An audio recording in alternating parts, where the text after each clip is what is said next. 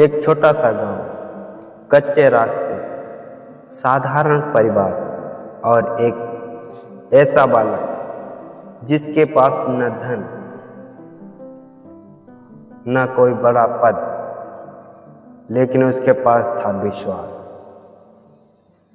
विश्वास अपने गुरु पर, विश्वास भगवान पर और विश्वास उस रास्ते पर जिसे दुनिया समझ नहीं पा रही थी। आज वही बालक लाखों करोड़ों लोगों की आस्था का केंद्र बन चुका है।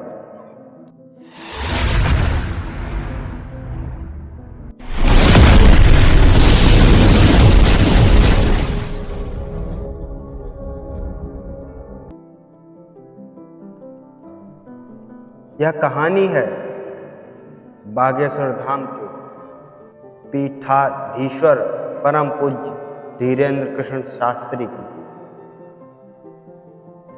एक ऐसी कहानी जिसमें संघर्ष है, गरीबी है, आलोचनाएं हैं, विवाद है और सबसे बढ़कर है अटूट श्रद्धा की शक्ति।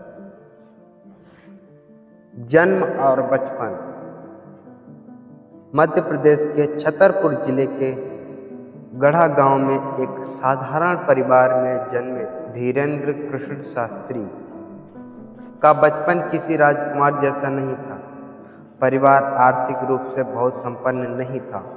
गांव का वातावरण सीमित और संघर्षों से भरी जिंदगी ने बचपन से ही उन्हें जीवन की कठिनाइयों का परिचय करा दिया था। जहां दूसरे बच्चे खेल कूद में व्यस्त रहते थे, वहीं उनके जीवन में आध्यात्मिक वातावरण का विशेष प्रभाव था। परिवार का जुड़ाव धार्मिक परंपराओं से था और यही संस्कार धीरे धीरे उनके व्यक्तित्व का हिस्सा बनने लगे। कई बार आर्थिक तंगी इतनी अधिक होती थी कि सामान्य जरूरतें पूरी करना भी कठिन हो जाता था, लेकिन संघर्षों के बीच में परिवार ने आस्था का दमन नहीं छोड़ा। दादा गुरु का प्रभाव। हर महान यात्रा के पीछे एक गुरु का हाथ होता है। धीरेंद्र कृष्ण शास्त्री के जीवन में यह भूमिका निभाई उनके दादा गुरु।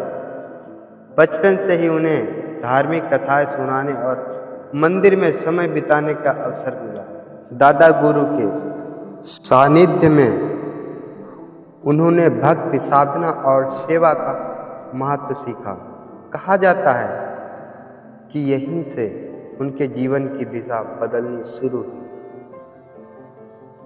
जहां अधिकांश युवा शारीरिक सफलताओं के सपने देखते हैं, वहीं धीरेंद्र का मन आध्यात्मिक वर्ग की ओर आकर्षित होने लगा।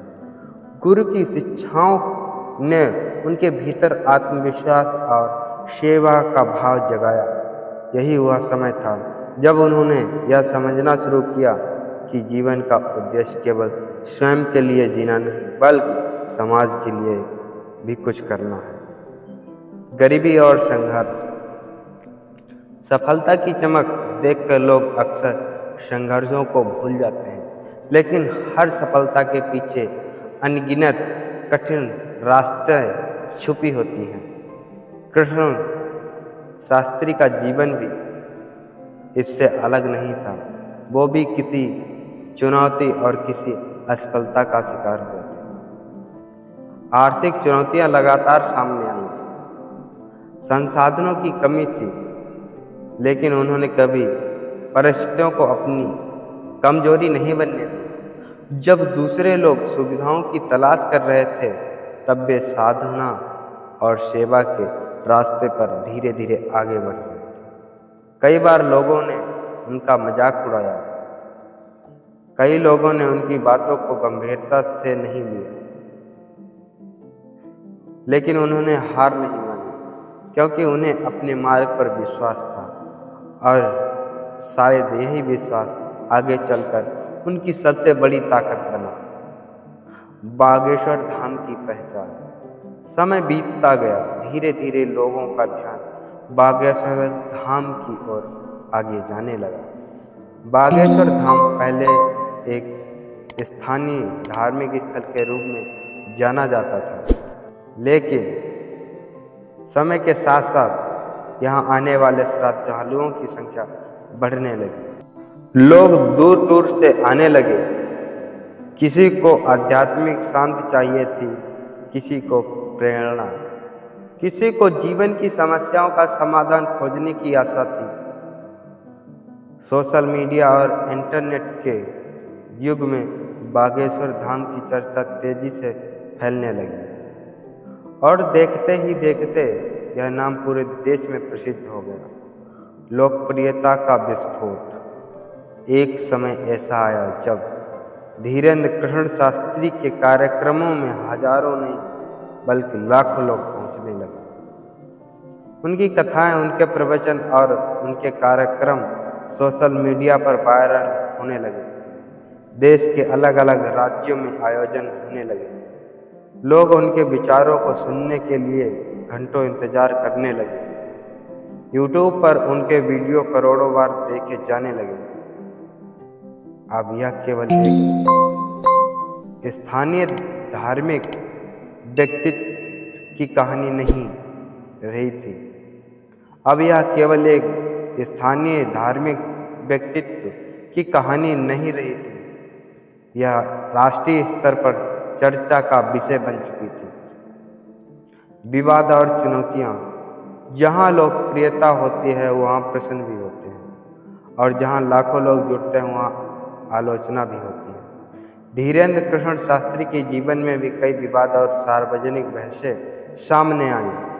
समर्थकों ने उन्हें आस्था का प्रतीक माना, आलोचकों ने सवाल उठाए, मीडिया में चर्चाएं हुई, बहसें हुई, लेकिन इन सबके बीच एक बात स्पष्ट रही, उसकी लोकप्रियता लगातार बढ़ती रही।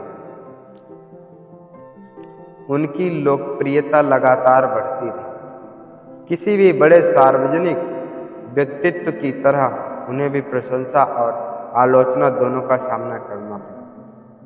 समाज और सेवा का संदेश।